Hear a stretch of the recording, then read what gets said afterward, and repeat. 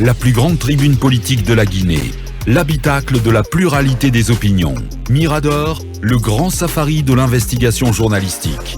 Aboubacar Diallo.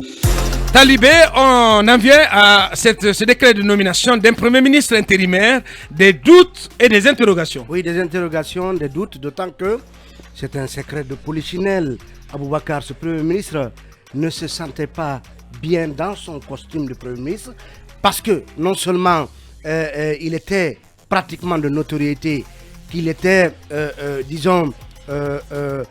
court-circuité dans la gestion de plusieurs dossiers complexes qui pourtant relèvent de la compétence du gouvernement, parce que tout simplement ces dossiers sont plutôt gérés du côté de la présidence. Donc le Premier ministre déjà ne se sentait pas bien dans son costume de Premier ministre.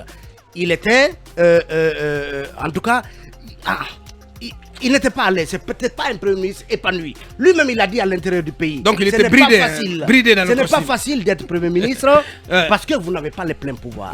Il a dit à l'intérieur du pays. C'était déjà un aveu, disons, d'impuissance, ou en tout cas un Premier ministre qui était dans une sorte de cloaque, qui était enfermé et qui était isolé du reste, en tout cas du gouvernement, ou en tout cas du cercle restreint qui prenait les grandes décisions au nom de ce pays. Alors on apprend finalement, s'il vous plaît, d'abord par un décret, que si on lit le décret, désormais Dr Goumou est nommé cumulativement à ses fonctions de Premier ministre il est nommé cumulativement donc à ses fonctions de ministre du Commerce, cumulativement Premier ministre par intérim durant la période d'absence du Premier ministre. Alors, j'ai envie de dire que un État organisé voudrait quoi? Qu'on nous informe d'abord que le Premier ministre est en déplacement, que le Premier ministre a voyagé, qu'il est en congé. Qu'il est en congé. Voilà, c'est d'abord cela qui devait être porté à la connaissance du peuple, des Guinéens. Et ensuite suivait ce décret dont l'opportunité et la nécessité peut être discutée ou acceptée, c'est selon la position des uns et des autres. Mais quand vous prenez à Aboubacar donc la chronologie des faits, il n'y a pas un communiqué qui nous annonce que le Premier ministre est en congé et qu'il devait voyager ou qu'il a voyagé. Donc il y a ce décret qui annonce la nomination d'un Premier ministre par intérim. Mais après, la cellule de communication du gouvernement nous envoie donc un petit texte qui dit que le Premier ministre est en congé en dehors du pays pour une période de 7 à 10 jours ouvrables. On nous envoie ça dans nos mails. En congé de 7 à 10 jours ouvrables. Et puis, c'est le tout nouveau Premier ministre par intérim qui nous sert un poste. Un poste. Franchement, là, c'est vraiment catastrophique. Non, je vous ai dit que désormais, je suis gavé des fautes de français que ces ministres nous servent. C'est pas lui qui administre sa page. Je vous dis, Mohamed Kaba. Oui. Mohamed Kaba, respectez les Guinéens. Non, mais c'est pas lui qui administre sa page. Qu'est-ce que tu racontes? Respectez les Guinéens. Quand Guillaume Aving, un poste a été fait concernant Guillaume Aving, qui a rendu visite au président de la République le jour de la fête, c'est vous-même qui nous avez dit que ce n'est pas lui qui administre son page. Donc ça veut dire que un ministre, un Premier ministre, ne peut pas laisser n'importe qui administrer sa page. Lorsque surtout cette personne est capable de vous dire raison personnelle, il ne met pas des LES. Non mais c'est qu'il dit d'abord la formulation. Je viens vous annoncer demain. Je viens à travers. Donc déjà, c'est pourquoi je dis il y a des problèmes de ponctuation et autres sur lesquels de formulation, de structuration. Je ne peux pas m'appesantir. Mais lui il parle de raison personnelle. Donc, absent le Premier ministre, Mohamed Biavogi, absent pour des raisons personnelles. Donc, du décret qui parle d'une absence, et puis à cet article de la cellule de communication qui parle de congé de 6 à une semaine, de 6 jours à une semaine, et ensuite ce poste du nouveau Premier ministre par intérim, on va dire du nouveau Premier ministre par intérim, justement. Non, du Premier ministre par intérim. Du Premier ministre par intérim. Bien, de raison personnelle. Il ne se considère pas ça, un Premier ministre par intérim. Moi, je lis déjà un poste qu'il est que son prédécesseur est Mohamed Biavogi. Ça veut dire qu'il est Premier ministre. Qui l'a fait? Ah, je ne sais pas, mais j'ai une capture là. Attribué je sais que Nanyale n'aime pas que j'utilise les captures, mais c'est une capture là. Et ici, il écrit, fonctionne depuis le 16 juillet 2021, donc 2021, c'est qui écrit. Bien. Donc moins d'un jour, le président de la République Mamadi Doumbouya, transition gouvernement Béavogui, prédécesseur Mohamed Béavogui. Oh là là. Ok. Donc on a... ministre du Commerce en fonction depuis le 27 octobre 2021, président Mamadi Doumbouya, premier ministre Mohamed Béavogui, gouvernement Béavogui, prédécesseur lui-même. Bien. Donc ne souffre pas Talibé. Non, je veux juste que Talibé ne souffre pas. Non, qu'il ne souffre plus. Je suis en train de dire que cette histoire de Premier ministre par intérim, qu'on nous en débarrasse. On nous a tous ici, en tout cas, plombé le moral alors que Kassori venait de perdre sa fille et qu'il devait aller chercher le corps de sa fille aux États-Unis, on nous a servi une histoire de Premier ministre par intérim. Mais il y a des précédents en la matière. C'est ce que je dis. Ce n'est pas qu'ici. Oui, ce n'est pas qu'ici, mais je pense que on n'en avait pas besoin. Lorsqu'un Premier ministre part pour une semaine, comme nous le dit la cellule de communication, est-ce qu'il y a une catastrophe qui menace de sorte que il faut nommer un Premier ministre par intérim? Non, il faut avoir un intérimaire. Oui, mais il est choisi par le titulaire. Oui, ça c'est moi. C'est moi. Il est choisi par le titulaire. Ça c'est un. Deuxièmement, son cabinet sert à quoi après? Ça c'est ma lecture. Deuxièmement, puisque tu es choisi par le titulaire, est-ce que tu es convaincu que ce Gomoul a été choisi par officiellement par Doumbouya. Oui, bien, mais parce que c'est un décret. Oui, mais avait-on besoin d'un décret? Lisons le décret. Est-ce que c'est Béa qui l'a proposé? J'ai vu ça quelque part sur un site. Oui, ça c'est un site. Peut-être que le décret devait dire sur une proposition du Premier ministre en congé, monsieur tel est nommé Premier ministre par intérim. Encore que pour moi, je n'en voyais pas la nécessité si le Premier ministre ne partait que pour une semaine. Encore que... C'est 2 semaines. Non, Aboubacar. Non, 10 jours maximum. Aboubacar, ce Premier ministre... Personnellement, je parle avec le Premier ministre, il pourrait finir son check-up cette semaine. Aboubacar, ce même Premier ministre a été au petit pèlerinage. Oui ou non? Bien sûr. Ce même Premier ministre a été au pèlerinage. Au petit pèlerinage. Est-ce qu'on avait nommé un Premier ministre par intérim? Justement, la question se pose. Donc on se pose autant de questions parce que, comme je le dis, j'en suis convaincu, ce Premier ministre n'est pas dans ses goguettes à son poste. Bien. Justement. Bien. Ça, je persiste et je signe. Merci. Allez, Akoumba, oui. Aboubacar, si la contradiction est un conflit, moi je peux considérer dans toute ma naïveté qu'il y a un conflit au sein du gouvernement. Peut-être un conflit d'action ou un conflit de logique. Mais je voudrais d'abord faire une diversion pour vous dire, rappelez-vous que M. Moriba Alain Koné a été limogé il n'y a pas longtemps dans une procédure catastrophique. Évidemment, mon ami ne m'en voudra pas parce que c'est lui qui occupe le poste aujourd'hui. Rappelez-vous les liens familiaux qui existent entre M. Moriba Alain Koné et M. Bernard Gomou. Bien. Est-ce que peut-être on a apaisé la famille d'une manière d'une manière qu'on ne pourrait pas justifier, en tout cas que moi je ne pourrais pas justifier et apporter des preuves matérielles, ou est-ce que c'est simplement une coïncidence heureuse pour les uns, douloureuse pour les autres? Alors je reviens sur Monsieur le Premier ministre. Monsieur le Premier ministre, Mohamed Béavogui, il est âgé. Il y a des choses qu'il ne peut pas faire. Il est fatigué. Il a une responsabilité, premièrement, morale. C'est-à-dire qu'il ne peut 68 ans, c'est-à-dire qu'il ne peut pas faire certaines choses que Akoumba se permettrait. Il ne peut pas veiller, par exemple. Il ne peut pas assister à certaines rencontres. Je ne parle pas de logis, je dis qu'il ne peut pas, par exemple, veiller. Bien. Ça, c'est un. Deuxièmement, il a une responsabilité religieuse à son âge.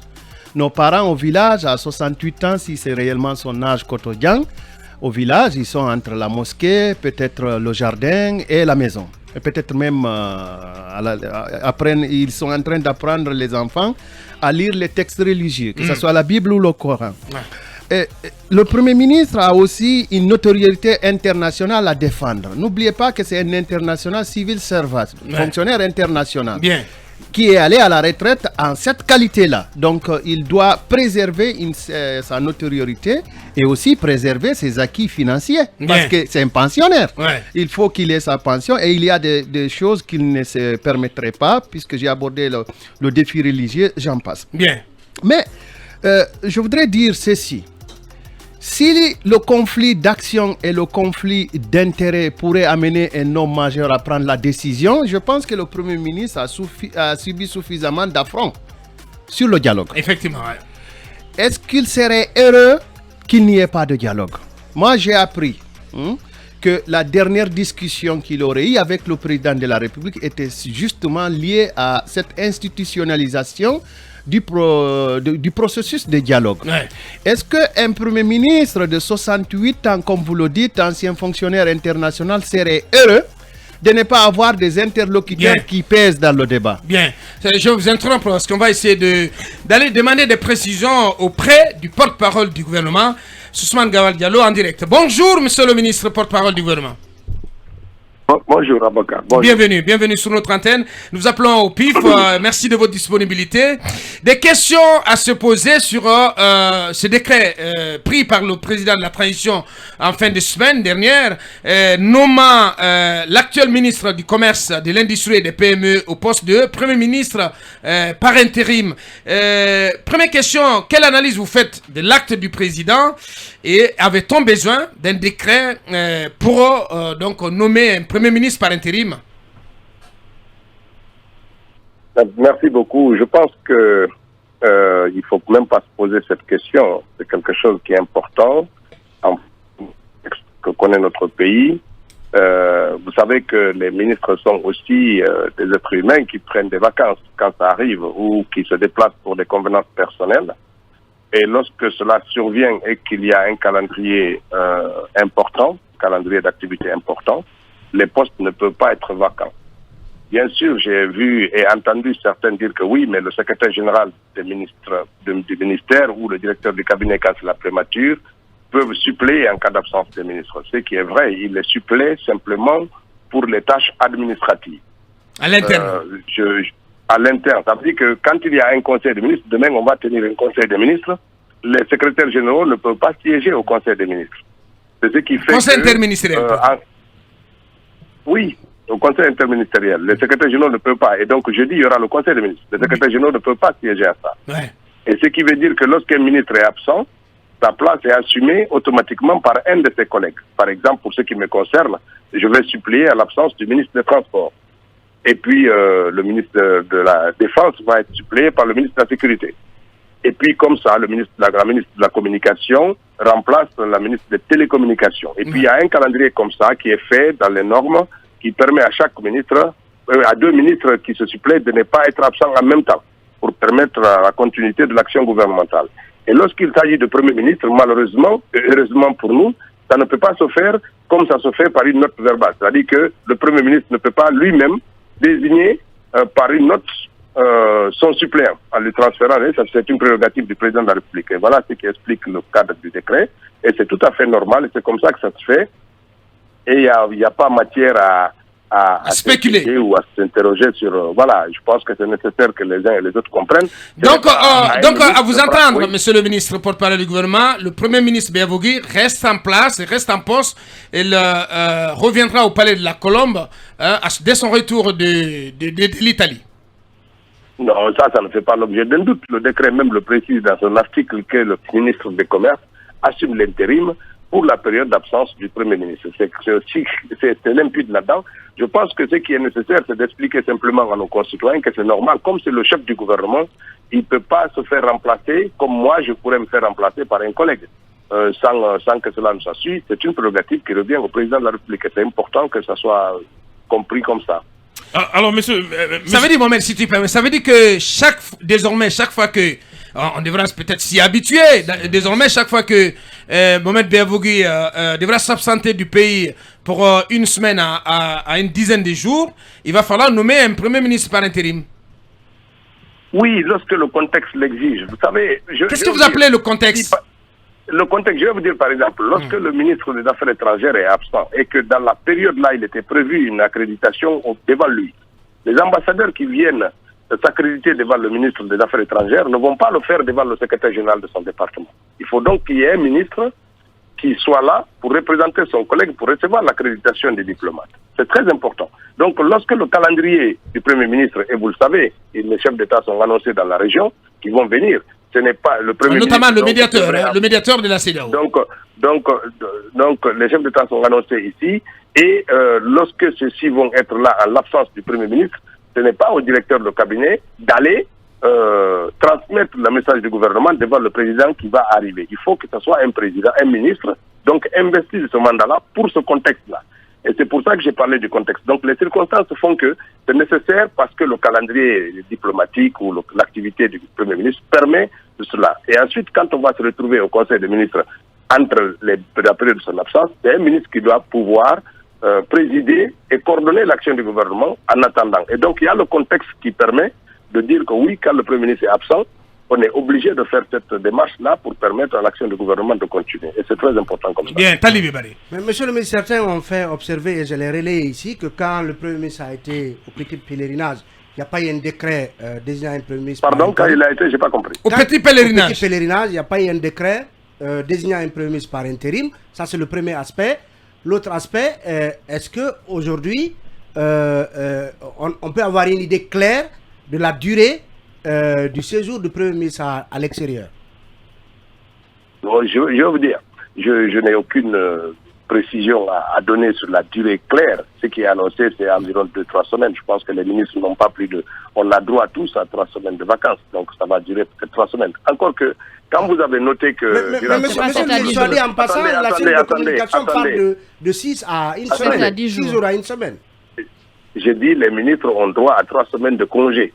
Voilà. Et bien. Je n'ai pas dit que son séjour va aller jusqu'à 3 semaines. Maintenant, quand vous citez son absence pendant le pèlerinage, c'est là que le contexte intervient. Ouais. Est-ce que pendant cette durée-là, on a reçu un chef d'État ici, on a eu des conseils des ministres pendant cette période? Et c'est ça que le contexte justifie la prise du décret pour permettre aux uns et aux autres de bien comprendre.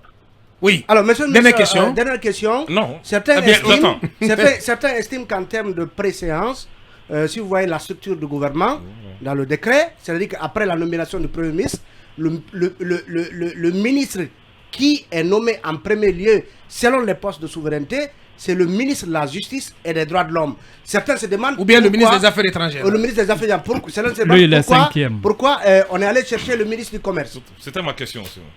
Non, je vais vous dire, il faut aussi qu'on aide à faire comprendre les gens. Le ministre de la Justice vient d'arriver, a participé à un seul poste. Le ministre des Affaires étrangères lui-même s'est fait suppléer par le ministre de l'Administration du Territoire, qui est aussi absent. Et donc il faut aussi comprendre. C'est pour ça... Et le ministre de la Défense?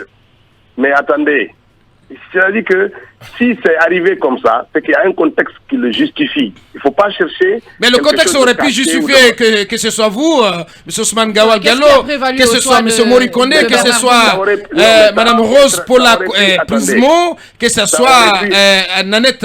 comment elle s'appelle? Nanette Achard, ou cette autre dame qui est passée ici. Charlotte, voilà, bien entendu. Ça aurait pu être n'importe quel ministre, mais c'est de la prérogative du président de désigner un parmi ses ministres. C'est ce qu'il a fait. Il fallait désigner une dame. Il aurait pu désigner une dame, il ne l'a pas fait, il aurait pu désigner qui il veut. Parmi ses ministres, il a choisi de faire ça. Il faut que... Moi, attendez, là on est en train de regarder dans une boule de cristal. Là. Bon. Oui, dernière question. Monsieur le ministre, je n'ai pas suivi le décret, donc si j'avançais des erreurs, vous voudriez bien m'en excuser. Généralement, les décrets guinéens finissent par dire que ce décret abroge toute disposition antérieure contraire. Alors, si cette disposition était maintenue dans le décret qui a nommé M. Gomou Premier ministre par intérim, va-t-on signer un nouveau décret après le retour du Premier ministre Béavogui pour qu'il soit réinstallé? Parce que ce décret-là, de mon point de vue et dans toute la banalité que j'accorde à ma réflexion, de mon point de vue, abroge le décret nommant Monsieur le Premier ministre parce que c'est une disposition antérieure, contraire. Je parle là du droit, Monsieur le ministre. Oui, je vais essayer de vous parler en droit. D'accord. En droit, juridiquement. Il aurait fallu qu'il y ait une disposition contraire similaire. C'est-à-dire qu'il nomme quelqu'un de façon provisoire. Et c'est très important. Le caractère provisoire de l'acte-là n'est pas le même que le caractère. Il ne figure pas dans le caractère, dans le décret de nomination du Premier ministre. Attention. Quand on dit que ça abroge toute disposition contraire, il faut vérifier ça. Ça, c'est très important. La deuxième chose, et le décret-là, sa durée de fin est inscrite dans son décret. On dit qu'il supplée au Premier ministre pendant la durée de son absence. Ça veut dire que quand le Premier ministre vient, c'est cette partie-là qui s'applique. Parce que le décret indique la fin de l'intérim. C'est au retour du Premier ministre. Donc, est-ce qu'il y a besoin encore d'une meilleure précision juridique? Je ne crois pas. Bien, allez-y, Mohamed Kaba. Alors, monsieur le ministre, moi j'aime poser des questions plutôt sur votre département qui m'intéresse beaucoup. Oh là là, Mohamed. Le ciel s'assombrit apparemment au ministère de l'Urbanisme et de l'Habitat. Qu'est-ce qui ne va pas entre le chef de cabinet du ministère de l'Urbanisme et son ministre? Venez au ministère pour savoir. Moi, je ne suis pas au courant s'il y a des problèmes. Mais monsieur le ministre, l'affaire a été portée jusqu'à la présidence quand même. Rien ne va plus entre vous et votre chef de cabinet, oui. Ah ben, vous me l'apprenez, moi je ne suis pas au courant. Ah, mais monsieur le ministre, non, mais il faudrait que vous en parliez mais quand même, avant qu'on en parle. Mais quand même, ne faites pas la politique de l'autruche ce matin, monsieur le ministre. Ça ne va pas entre vous quand même. Si, il y a un problème. Monsieur, s'il y a un problème, je dis, vous me l'apprenez. Si c'est porté devant la présidence, vous me l'apprenez. Et l'affaire des les gris-gris retrouvés dans vos bureaux, dans votre bureau, qu'est-ce qui s'est passé? Écoutez, vous savez, moi j'ai des croyances qui ne reposent pas sur des gris-gris. C'est vrai ou faux? Est-ce que des gris-gris ont été retrouvés là-dedans? Je pense que vous avez dû épuiser votre sujet. C'est pour ça que maintenant on va dans les faits divers. Non, c'est pas les faits divers. C'est important, monsieur le ministre. Mais monsieur le ministre, vrai ou faux, des gris-gris ont été retrouvés dans vos bureaux? Je ne veux pas déroger au principe que je ne parle pas de mes problèmes personnels où que ce soit. Mais monsieur le ministre, oui ou non, la chef de cabinet est passée devant le conseil de discipline? Bon, j'en sais rien. Il y a un président du conseil de discipline, venez lui poser la question. Mais si le président du conseil de discipline est la même chef de cabinet, mais il y a un problème. Attendez. Bien, on va revenir là-dessus. Monsieur le ministre, puisque nous sommes dans une petite pause de faits divers, oui. Oui, allez-y. Parce que franchement, écoutez. Oui, bien. Permettez-moi de vous poser cette petite question, ça permet de clarifier. Non, je vais vous dire ceci. Quand vous m'appelez pour parler au nom du gouvernement, sur un sujet qui concerne le gouvernement, je vous prie qu'on reste sur les sujets du gouvernement. Bien, on va rester dans les clous de ce décret. Bien, grand merci. Si on s'écarte de ça, nous-mêmes, on peut contribuer à perturber un peu les auditeurs que vous avez, très nombreux, qui ont besoin aussi de comprendre. Bien dit. Parce que si on merci. En tout cas, on vous dit merci, monsieur le ministre. Merci d'avoir pris la parole chez nous pour apporter des clarifications sur ce décret nommant monsieur Dr Goumou Bernard au poste comme Premier ministre, pas au poste, comme Premier ministre par l'intérim, parce qu'il y a une nuance. Allez, Mirador, continue.